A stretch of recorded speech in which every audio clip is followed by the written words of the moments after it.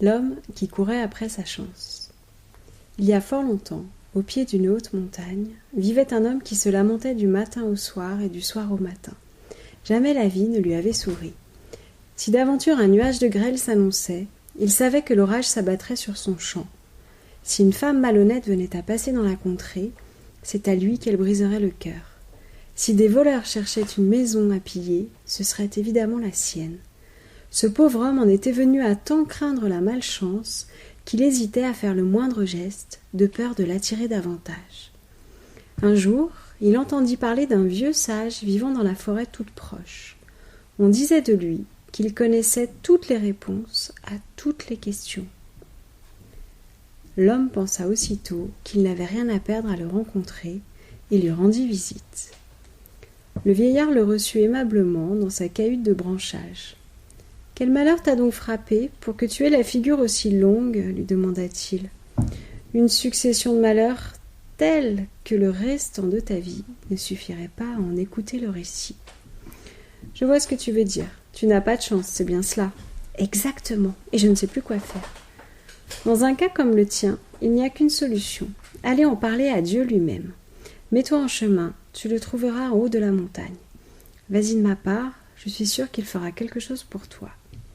Merci pour le conseil. J'espère seulement parvenir jusqu'à lui sans embûche.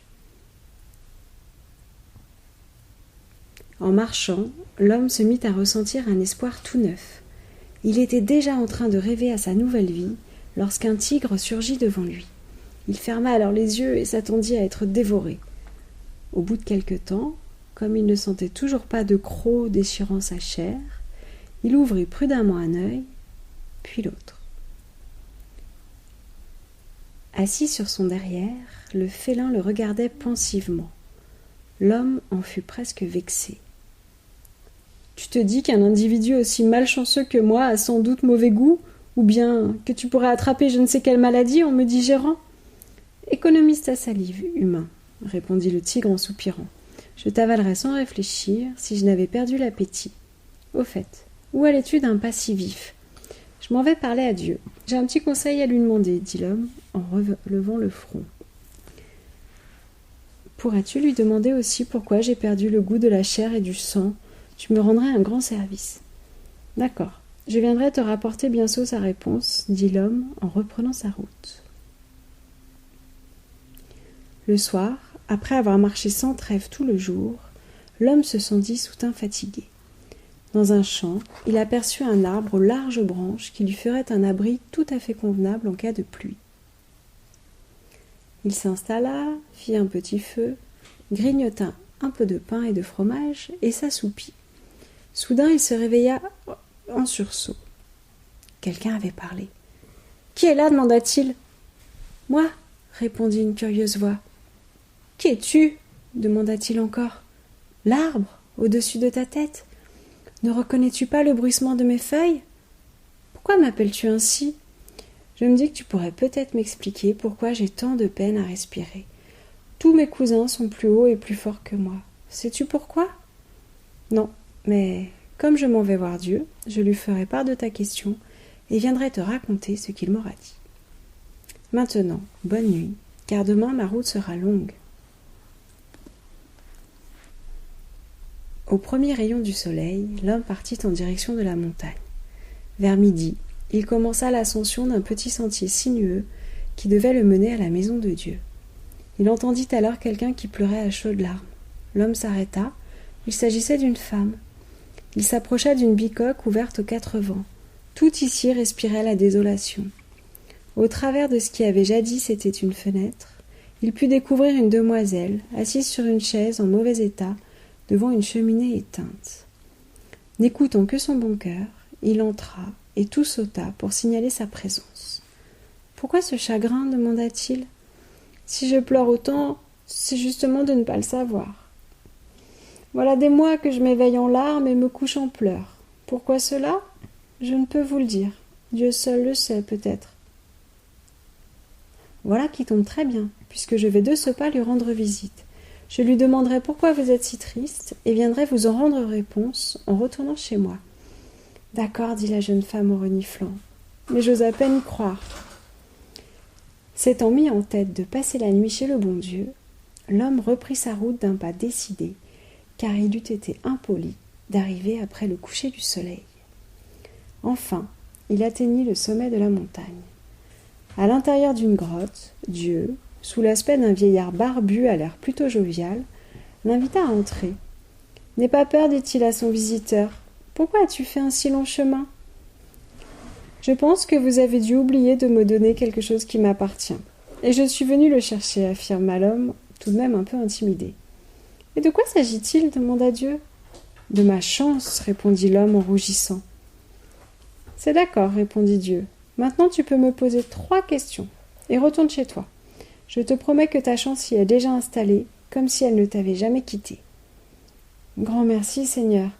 Voici ma première question. Il y a, non loin d'ici, une jeune femme qui pleure sans jamais pouvoir s'arrêter et en ignore la raison. Pourtant, il ne lui manque ni la jeunesse, ni la beauté. Il lui manque un mari. Voici ma deuxième question. Dans la plaine, un arbre se plaint de suffoquer et de ne pouvoir croître aussi haut que ses voisins. Pourquoi ? Un trésor étouffe ses racines. Il faut que quelqu'un l'enlève et il poussera plus haut qu'aucun autre arbre sur la terre. Enfin, voici ma 3e question. Dans la forêt, un tigre énorme, aux dents comme des couteaux, se plaint de n'avoir plus d'appétit. Pourquoi ? Pour une maladie aussi extraordinaire, il lui faut un remède inhabituel. Dis-lui que lorsqu'il aura dévoré le plus grand imbécile que cette terre ait jamais porté, la vigueur lui reviendra. Sur ces paroles, le bon Dieu annonça qu'il se faisait fort tard. D'une main, il rabattit un voile de nuages devant la lune qui brillait trop fort et s'endormit aussitôt. Si l'homme mit longtemps à trouver le sommeil, ce ne fut pas à cause des ronflements du bon Dieu, mais plutôt parce qu'une joie inconnue lui gonflait la poitrine. Enfin, il allait avoir sa part de chance. Enfin, il serait heureux. Le lendemain matin, après avoir remercié le bon Dieu, il se mit rapidement en chemin. Il ne voulait pas que sa chance, qui l'attendait chez lui, s'impatiente trop. Et si elle se lassait et repartait, cette horrible pensée le faisait presque courir sur le sentier qui dévalait la montagne. Néanmoins, il se souvint de sa promesse et s'arrêta chez la jeune femme. Pleurant tout autant que la veille, elle l'interrogea du regard. « C'est tout simple, ma belle. Il te faut un époux, lui dit l'homme. »« Un époux ? Mais si ce n'est toi, comment pourrais-je en trouver un au milieu de ce désert de roches ? Demanda-t-elle. « Ça, le bon Dieu ne me l'a pas dit. Réfléchis un peu, je suis sûre que tu trouveras. Moi, je ne peux pas t'aider. Ma chance est au logis et m'attend pour que, ensemble, nous soyons enfin heureux. Au revoir. » Et sans se retourner, l'homme s'enfuit. Il arriva bientôt près de l'arbre qu'il avait abrité pour la nuit. « Alors, sais-tu enfin ce que je dois faire pour cesser d'étouffer de la sorte ?» demanda l'arbre. « C'est tout simple, mon ami. Un trésor blesse tes racines. Il faut juste que quelqu'un le déterre, dit l'homme qui repartait déjà. « Mais qui le fera ? Il ne passe jamais personne par ici » s'inquiéta l'arbre. « Ça, le bon Dieu ne me l'a pas dit. Réfléchis un peu, je suis sûre que tu trouveras. » Moi, je ne peux pas t'aider, car ma chance est au logis et m'attend pour que, ensemble, nous soyons enfin heureux. Au revoir. L'homme courait plus vite qu'il ne marchait lorsqu'il pénétra dans la forêt. Le tigre, étendu tel une descente de lit au beau milieu du chemin, releva péniblement la tête. « Alors, sais-tu pourquoi toute faim m'a quitté ? C'est tout simple. Ton mal étrange réclame un remède tout aussi étrange. Tu dois manger un imbécile, mais attention, pas du menu fretin d'imbécile, mais le plus grand imbécile que la terre ait jamais porté. Et comment reconnaît-on un individu de cette espèce ? Demanda le tigre. Je n'en sais pas plus. Comme pour l'arbre et pour la femme, le bon Dieu ne m'a fait que de courtes réponses. C'est un vieillard, tu sais. Il faut qu'il s'économise, expliqua l'homme. La femme ? L'arbre ? Que me racontes-tu ? Demanda le tigre. L'homme s'impatientait. S'il commençait à s'occuper trop longuement des problèmes des autres, sa chance le quitterait sûrement. Une jolie femme qui pleurait sans cesse, expliqua-t-il en levant les yeux au ciel. Le bon Dieu lui conseillait de trouver un mari, elle voulait que ce soit moi, mais je lui ai dit que je n'avais pas le temps car ma chance « Et l'arbre ?» demanda le tigre, l'air soudainement très intéressé.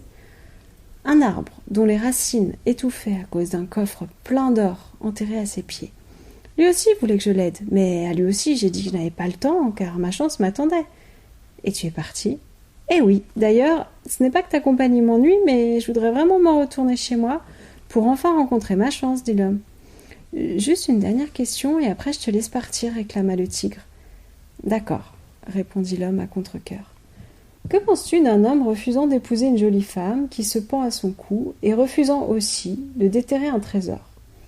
Je pense qu'il s'agit sans aucun doute d'un imbécile de la meilleure espèce, celle que l'on ne rencontre pas tous les jours au détour d'un chemin.